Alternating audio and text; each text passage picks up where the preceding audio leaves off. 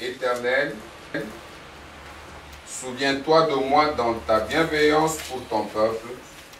Souviens-toi de moi en lui accordant ton secours, afin que je voie le bonheur de tes élus, que je me réjouisse de la joie de ton peuple et que je me glorifie avec ton héritage. Nous allons, après avoir chanté ce cantique, nous recommander tous entre les mains du Seigneur et recommander aussi ce moment de cette réunion entre ses mains afin qu'il nous conduise. Nous prenons la page 61, le cantique 208.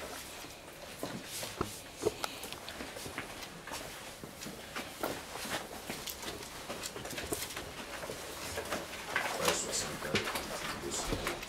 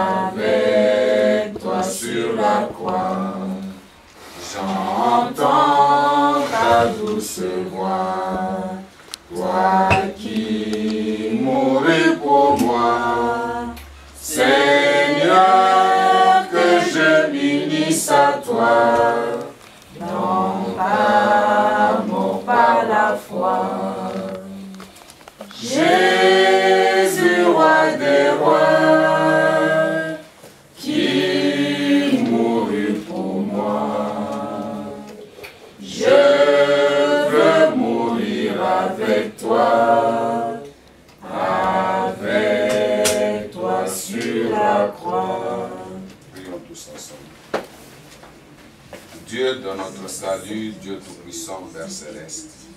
Merci pour ta grâce, merci pour ta miséricorde, merci pour ton amour, renouvelé pour nous encore aujourd'hui. Seigneur, nous te louons, ô Dieu, pour tes bienfaits à notre égard. Seigneur, tu as conduit nos pas en ces lieux. Comme il est dit dans ta parole, là où deux ou trois sont réunis en ton nom, tu es au milieu d'eux. Seigneur, c'est en ton nom que nous sommes réunis. Et Seigneur, puisse ta présence, oh Dieu, nous être favorable encore aujourd'hui. Seigneur, que chacun puisse l'expérimenter dans sa vie. Et que Seigneur, par ta grâce, Seigneur, oh Dieu, tu puisses œuvrer, oh Dieu, pour ta gloire dans chacun de nous, Seigneur. Merci, grand Dieu redoutable. Merci, Dieu Tout-Puissant. Merci toi qui sauves la mort. Merci toi notre Père. Oh Dieu, car tu es vivant et tu es agissant parmi ton peuple, Seigneur. Que tout ce qui n'est pas de toi, Dieu de notre délivrance, que tout ce qui ne vient pas de toi, Dieu Tout-Puissant, soit ôté du milieu de nous, Seigneur. Mais puisse par ta parole puissante, puisse par ta grâce, Seigneur, oh Dieu, agir et œuvrer au milieu de nous.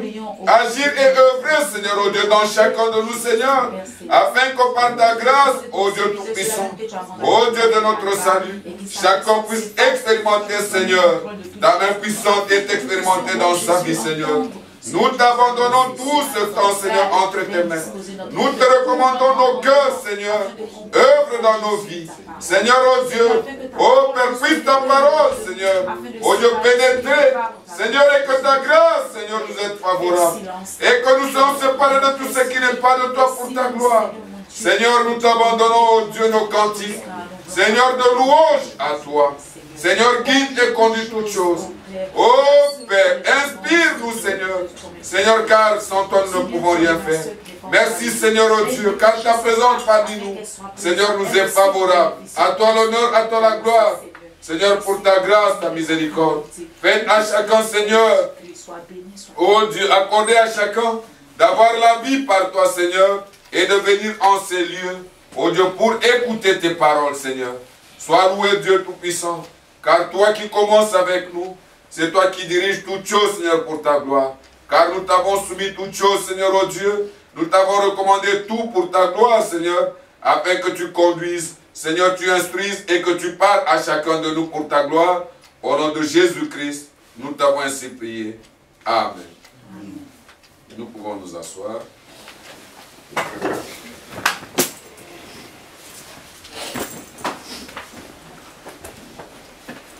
On va chanter. On prend le 43, page 43, le cantique 57.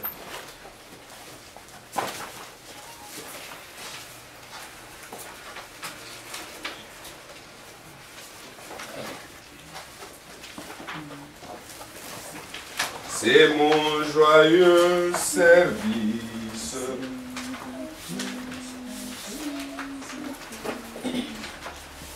C'est mon joyeux service d'offrir à Jésus-Christ en vivant sacrifice mon corps et mon esprit. 2. C'est page 43, le cantique 155. Page 43, le cantique 155. 2. C'est mon joyeux service d'offrir à Jésus-Christ en vivant sacrifice mon corps et mon esprit. Oh, accepte mon offrande, bien-aimé fils de Dieu, et que sur moi descende la flamme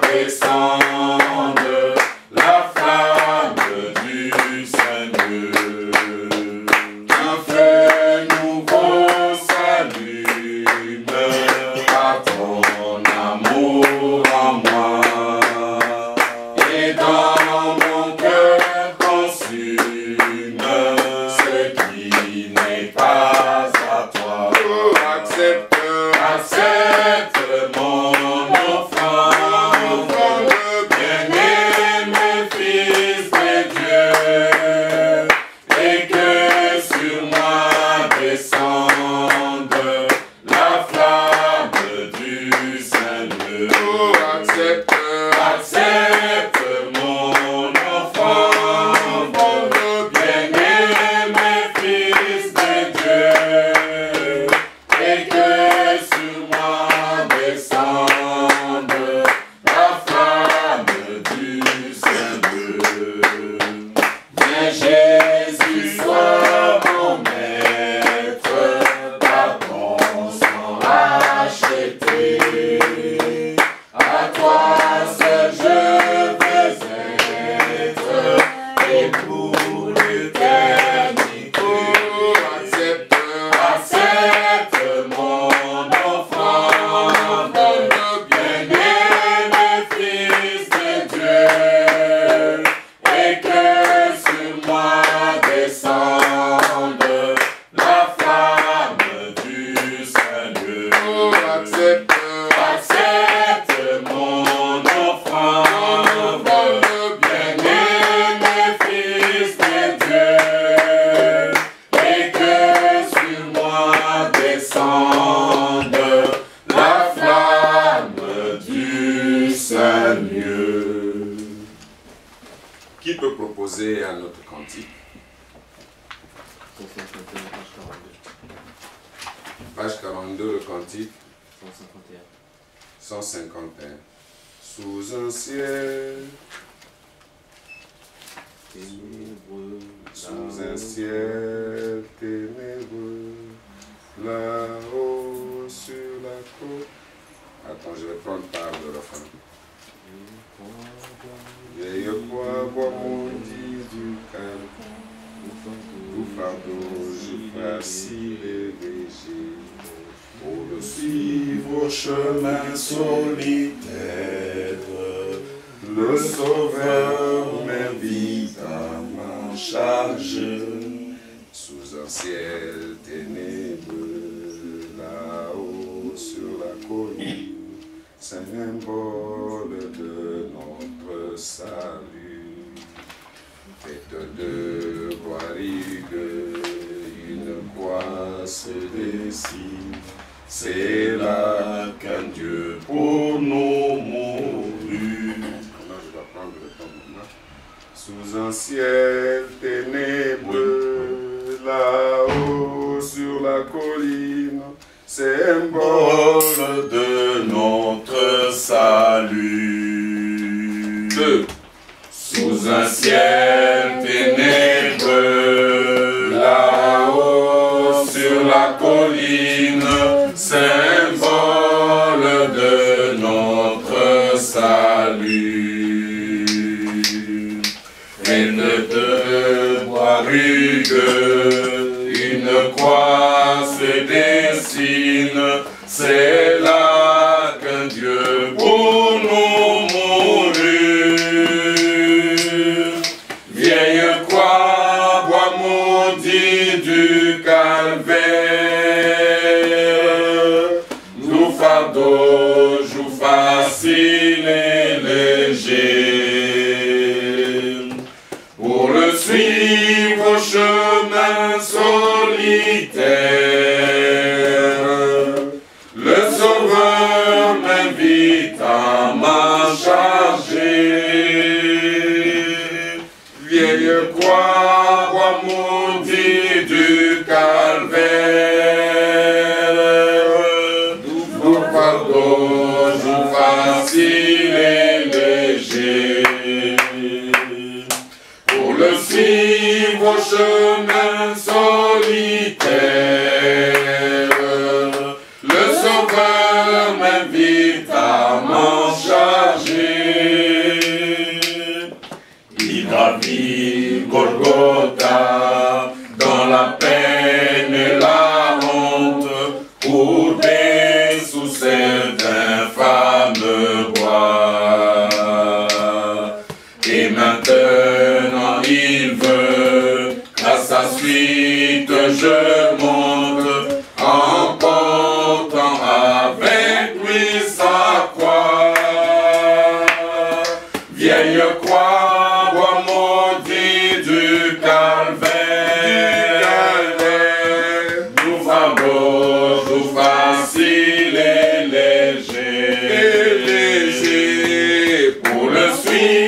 vos chemins solitaires. Le Sauveur m'invite à m'en charger. Ô vieille croix, bois maudit du calvaire, doux fardeau, jour facile et léger, pour le suivre au chemin solitaire. Le Sauveur m'invite à m'en charger. Il souffrira pour moi, le pécheur misérable, les tourments d'un horrible sort. Il mourut, lui le roi, pour l'esclave coupable, et j'ai la vie par sa mort, vieille croix, bois maudit du calvaire, jour fardeau, jour facile et léger, pour le suivre au chemin solitaire. Le Sauveur m'invite à m'en charger. Oui, il est mort pour nous. Il a donné sa vie pour que nous soyons réconciliés avec le Père. Et c'était dans la volonté de Dieu. Et nous marchons à sa suite parce que lui qui nous a aimés, il nous a tirés des ténèbres à son adorable lumière. Il nous fait grâce de nous conduire dans ses voies. S'il y a un autre cantique qu'on peut proposer, oui, ma soeur Sandrine. Page 44, cantique 157. Page 44, cantique 157. Ne crains rien, ne crains rien, je t'aime, je suis avec toi. 2. Ne crains rien, je t'aime, je suis avec toi. Promesse suprême qui soutient ma foi. La sombre vallée n'a plus de terreur. L'âme consolée, je marche avec mon Sauveur. Non, jamais, non, jamais tout seul, jamais tout seul. Jésus, mon Sauveur, me garde, jamais ne me laisse seul. Non, non, Non, jamais tout seul, non, jamais tout seul. Jésus, mon Sauveur, me garde, je ne suis jamais tout seul. L'aube matinière ne vit qu'au beau jour. Jésus, ma lumière, m'éclaire toujours. Quand je perds de vue l'astre radieux, à travers la nuit, Jésus me montre les cieux. Non, jamais tout seul, non, jamais tout seul. Jésus, mon Sauveur, me garde, jamais ne me laisse seul. non, non, Non, jamais tout seul, non, jamais tout seul.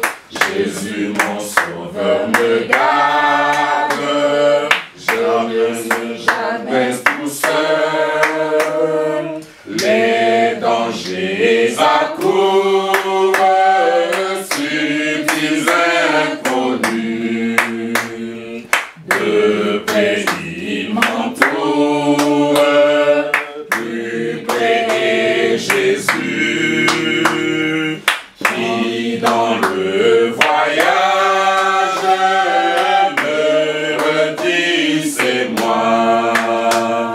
Ne crains rien, courage, je suis toujours avec toi. Non, jamais tout seul, non, jamais tout seul. Jésus mon sauveur me garde, jamais ne me laisse seul. Non, non, Non, jamais tout seul, non, jamais tout seul. Jésus mon sauveur me garde, je ne suis jamais tout seul. Oui, il dit dans sa parole, je serai avec vous tous les jours jusqu'à la fin des temps. Il est fidèle à sa parole et nous chantons ce que lui nous dit. Et cela doit être vraiment une joie dans nos cœurs de voir que celui qui est mort pour nous ne nous a pas abandonnés. Il est là pour nous conduire dans ses voies. Il est là pour nous secourir. Il est là pour œuvrer dans notre vie, accomplir en nous toute sa volonté et nous préparer pour le rencontrer. Sans plus tarder, l'heure est vraiment avancée. Nous allons passer à la prédication de la parole de Dieu. Nous allons incliner nos têtes. Chacun va prier pour que Dieu, dans sa grâce, puisse nous parler. Pour que, comme il est dit dans la Bible, mes brebis entendent ma voix et me suivent. Que particulièrement, chacun de nous puisse entendre la voix du Seigneur et suivre le Seigneur qui est mort pour nous. Prions le Seigneur.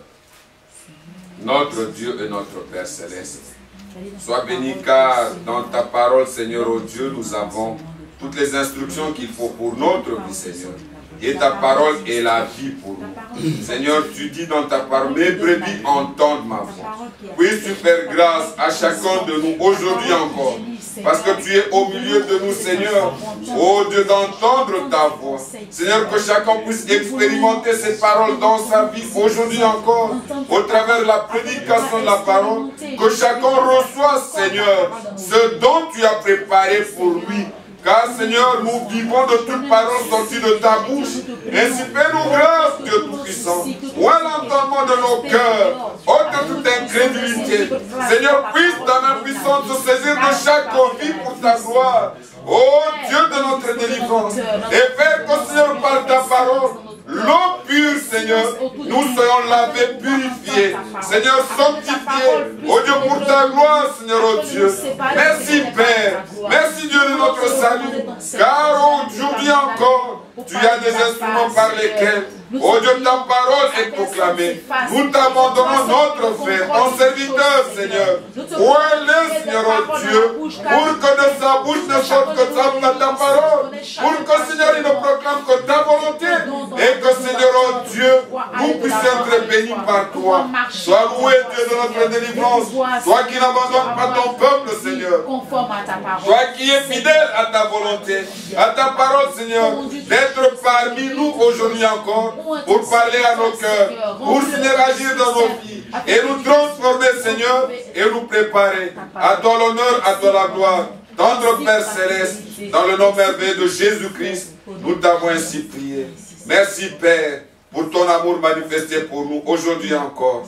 Il t'a plu, Seigneur, de nous disposer pour écouter ta parole, entendre ta voix, Seigneur. Parle-nous. Nous sommes à ta disposition, Seigneur, et fais en nous ce qui t'est agréable pour ta gloire. Dans le merveilleux nom de Jésus-Christ, nous t'avons ainsi prié. Amen. Amen. Nous invitons notre frère de venir apporter la parole.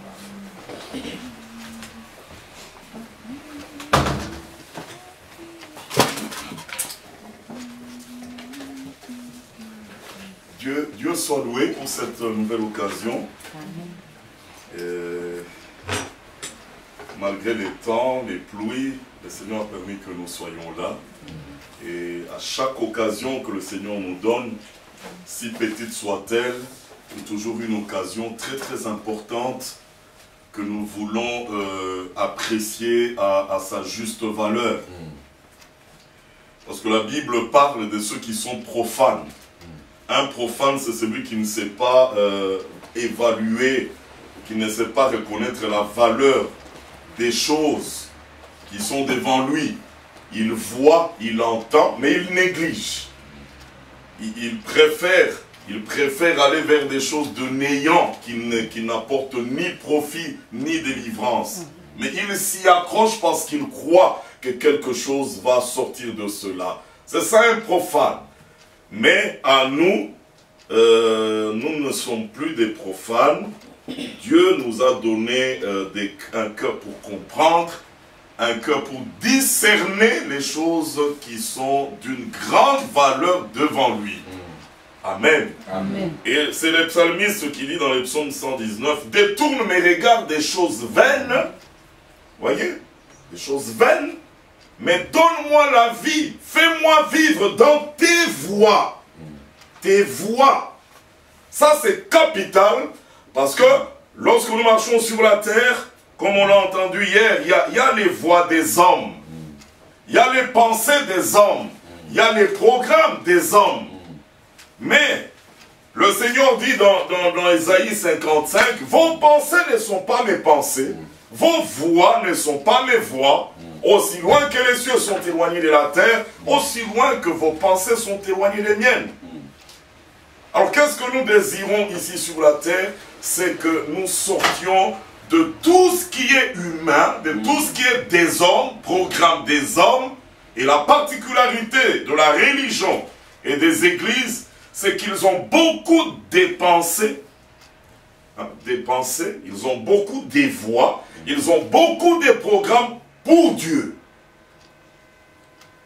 Ça, ce sont les églises des hommes, les églises des religions. Alors que lui, Dieu a aussi beaucoup de pensées, beaucoup de voix, un grand programme que lui a conçu et qu'il exécute pour les hommes. C'est là la différence. Nous nous retrouvons devant deux phénomènes où les hommes conçoivent des programmes et ils exécutent pour dire nous avons fait ceci, cela pour Dieu. Tandis que de l'autre côté, nous avons un Dieu, lui, qui conçoit et qui exécute un programme pour l'homme. Les hommes présentent à Dieu ce qu'eux ont fait pour lui, mais Dieu lui aussi veut présenter à l'homme ce que lui a fait pour l'homme. Et c'est là la différence. Dieu ne sera jamais intéressé par les œuvres des hommes, les programmes des hommes, même s'ils les font pour lui. Vous pensez que Dieu va attirer, se laisser attirer, se laisser impressionner parce que les hommes veulent et font pour lui, alors que ces mêmes hommes refusent de voir, de reconnaître ce que lui, Dieu, a fait pour les hommes. Hein? Mettez-vous, la Bible dit à certains endroits, jugez-en vous-même. Est-ce que Dieu va laisser son programme parce que vous attirez son attention? Seigneur, viens voir ce qu'on est en train de faire pour toi. Au même moment, lorsque lui vous présente ce qu'il a fait pour vous, vous refusez. C'est lui qui refuse ce que Dieu a fait pour lui, c'est un incrédule. Simplement ça, c'est un incrédule. Et dans le psaume qui a été lu, le psaume 107, il y a un bonheur qui est décrit là-bas.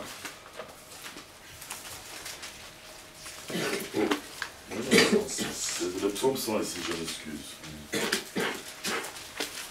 À partir du verset 3. Mais déjà au début, hein, il dit, verset 2, je commence verset 2. Qui dira les hauts faits de l'Éternel? Qui publiera toute sa louange? Heureux ceux qui observent la loi, qui pratiquent la justice en tout temps.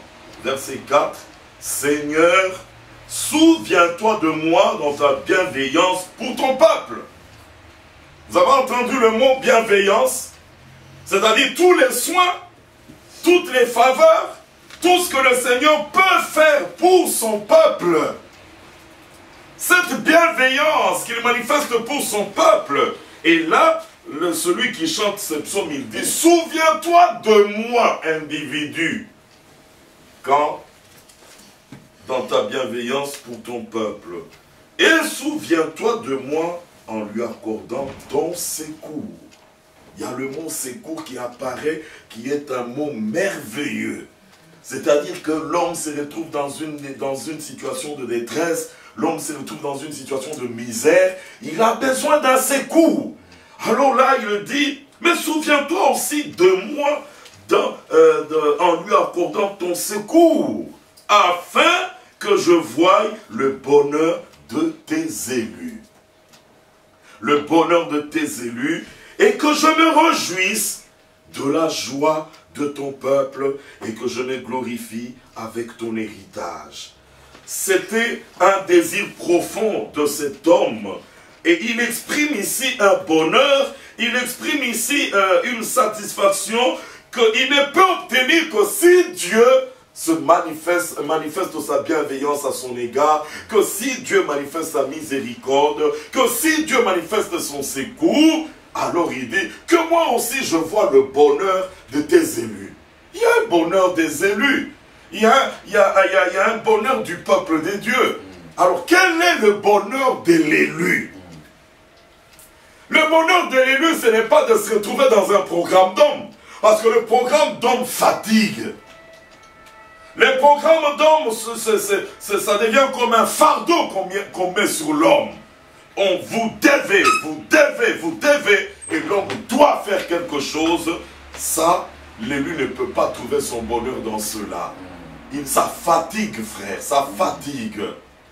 Mais le bonheur de l'élu, c'est de se retrouver dans ce que Dieu est en train de faire dans son aujourd'hui. Amen. C'est ça la grande différence entre la religion et le salut, l'expérience que Dieu fait avec ses élus.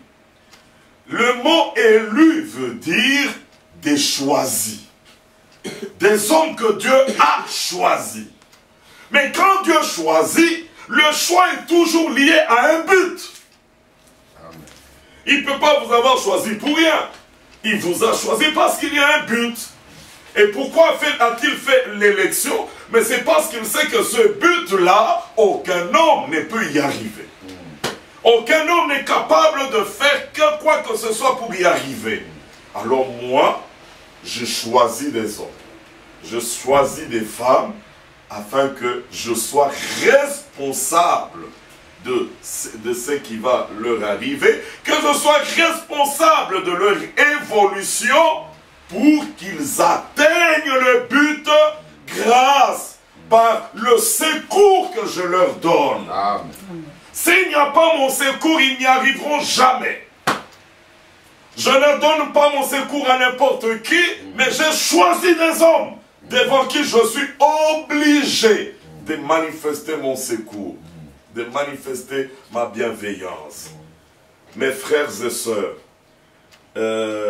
je sais que c'est difficile de croire l'élection. Parce que le fondement des églises des hommes est un fondement qui va à la contradiction de l'élection même. Parce que là, on leur montre que ça ne dépend pas de celui qui veut, de celui qui court comme on l'a entendu hier, mais de Dieu qui fait grâce à qui il veut. Il fait miséricorde à qui il veut. Et maintenant, nous leur disons, Dieu a choisi, pas maintenant. Dieu a choisi, pas dans cette génération. L'acte de choisir, il ne l'a pas fait dans cette génération. La Bible précise qu'il nous a choisis en Jésus-Christ avant la fondation du monde. Amen. Mais vous êtes là aujourd'hui, en 2010. Nous sommes peut-être le 31 octobre.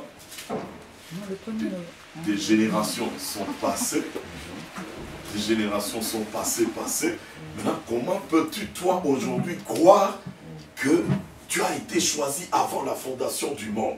C'est là où je dis que ce sont des choses difficiles à croire.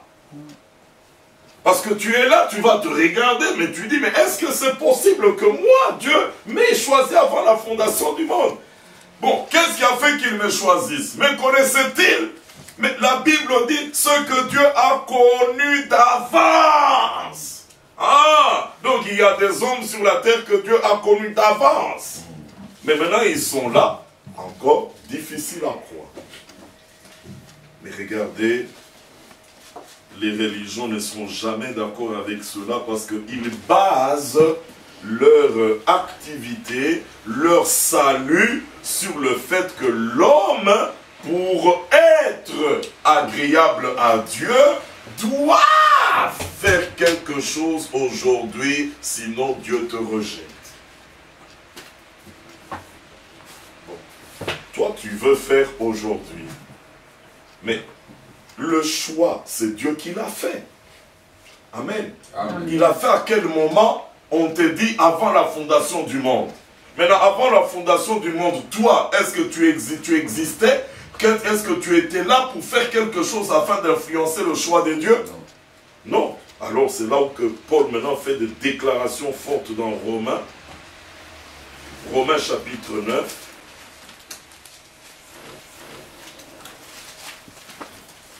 Romains chapitre 9. À partir du verset 6.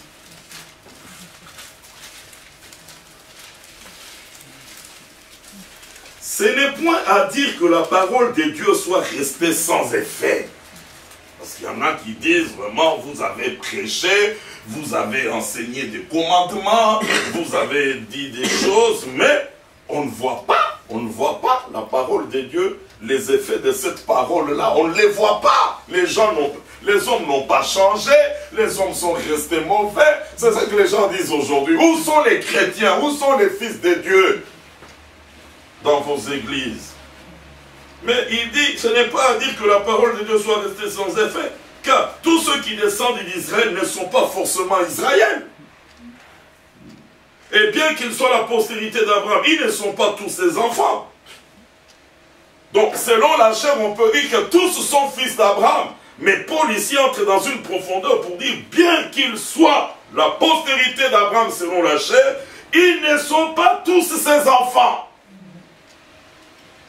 Mais il dit, en Isaac, tu auras une postérité appelée de ton nom. Dieu montrait qu'il allait donner une postérité du nom d'Abraham par Isaac. C'est-à-dire que ce ne sont pas les enfants de la chair qui sont enfants de Dieu. Vous avez entendu? Ce ne sont pas les enfants de la chair qui sont enfants de Dieu, mais que ce sont les enfants de la promesse qui sont regardés comme la postérité.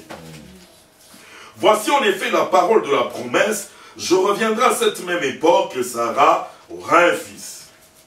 Et de plus, donc encore un argument à ajouter. Il en fut ainsi de Rebecca, qui conçut seulement d'Isaac notre père, car... Bon, ce sont ces versets qui clouent les églises par terre, parce qu'ils ne peuvent plus se retrouver ici. Verset 11. Car les enfants n'étaient pas encore nés. Pourquoi on insiste qu'ils n'étaient pas encore nés? C'est la suite qui le dit. Et ils n'avaient fait ni bien ni mal. Pourquoi? Mais c'est afin que le dessein de l'élection de Dieu subsiste sans dépendre des œuvres. Amen. Amen. Sans dépendre des œuvres. Donc, ici c'est pour que tu comprennes que ce que tu es en train de faire dans ton aujourd'hui, c'est-à-dire les œuvres que tu peux faire, n'affecteront, n'influenceront jamais Dieu dans ses décisions. Jamais. Oh non frère, mais si tu sens que Dieu est fâché contre toi, essaie un peu d'améliorer. Quand le Seigneur verra ce que tu fais, mais Dieu sera influencé. Non. Ici, on veut nous positionner dans une décision de Dieu qui ne dépend pas des œuvres. Les les enfants n'étaient pas encore nés, il n'avait fait ni bien ni mal, afin que la décision de l'élection ne dépende pas des œuvres, mais et par la seule volonté de celui qui appelle. Amen. Il y a une volonté de celui qui appelle. Pourquoi a-t-il appelé l'un, il n'a pas rappelé l'autre? Mais c'est à lui. Demandez-lui pourquoi il a fait. C'est pas à moi. Et dans Éphésiens, il est même précisé qu'il nous a prédestinés à être ses enfants d'adoption pour le bon plaisir de sa volonté. Donc il voulait, pour qu'il se satisfasse lui-même dans sa propre volonté, il a appelé l'un et l'autre il ne l'a pas appelé. Amen. Alors continuons la lecture. Verset 12, non 13. Quand il fut dit à Rebecca, l'aîné sera assujetti au plus jeune selon qu'il est écrit.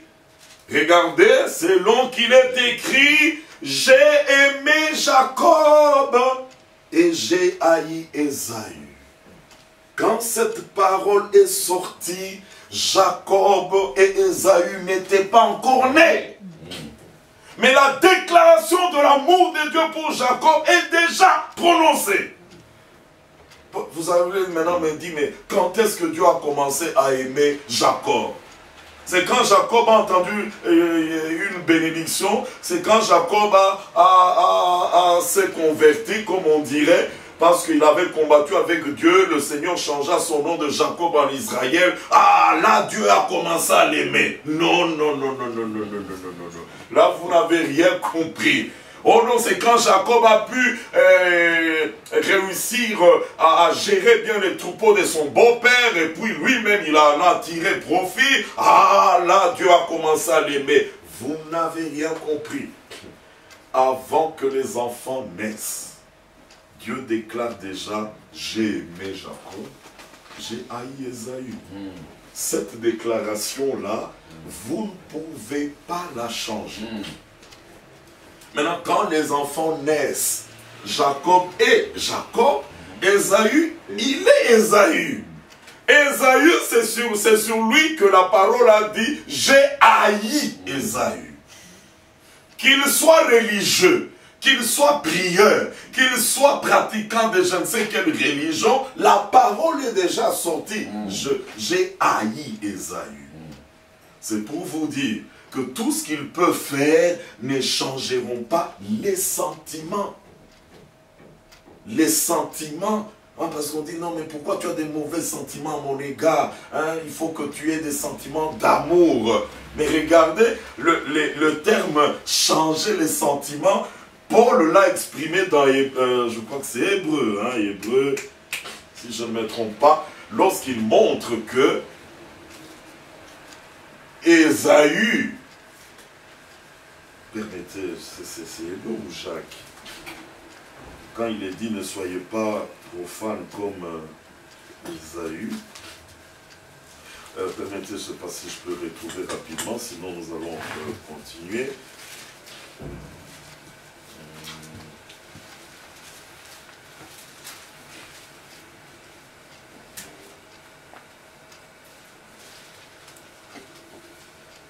Je crois que ça doit être Jacques.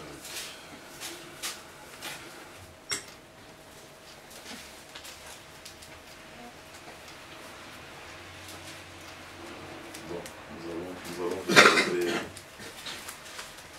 parce que je dis Jacques, mais ça peut aussi se trouver dans 1 Jean. Hein? Bon, les versets viennent comme ça. Mais vous connaissez l'histoire, hein? Donc c'est Ésaü qui avait vendu le droit d'aînesse à son petit frère Jacob. Et le jour où le père devait proclamer la bénédiction, Jacob, qui avait déjà reçu le droit d'aînesse, fut dirigé par sa mère qui connaissait le secret de la parole, de l'amour de Dieu sur Jacob. Et Jacob présenta au nom d'Ésaü le plat que le papa avait demandé, et le papa finalement, après avoir douté, il fut convaincu et il a prononcé la bénédiction sur Jacob.